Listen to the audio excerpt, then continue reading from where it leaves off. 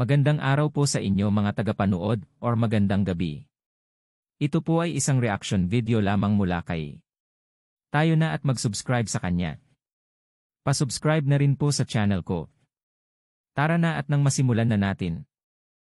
Matagumpay na nagtapos ang Maritime Cooperative Activity o MCA ng Armed Forces of the Philippines o AFP at ng Australian Defence Force o ADF.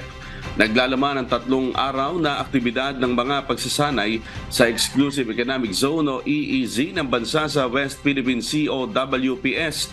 Bago ang MCA, sinabi ni Defense Secretary Gilberto Chodor Jr. at Deputy Prime Minister at Minister for Defense ng Australia na si Richard Marles na ang Maritime Cooperative Activity ay nagbibigay diin sa magkakatulad na layunin na ipatupad ang kalayaan ng paglalayag at paglipad ayon sa Batas Pandaigdig bilang suporta sa isang mapayapang, ligtas at matatag na Indo-Pacific.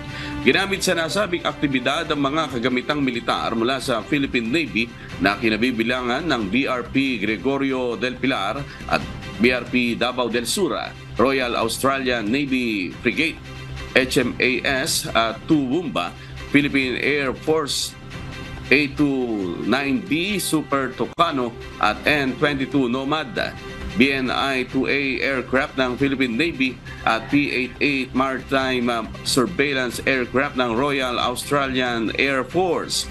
Parehong nagpapatibay sa 2016 South China Sea Arbitral Tribunal Award bilang final at legal na nakatali sa parehong partido ang dalawang bansa at sumusuporta sa United Nations Convention on the Law of the Sea o UNCLOS. Maraming salamat po.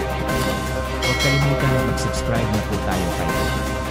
Pa-subscribe na rin po sa channel ko.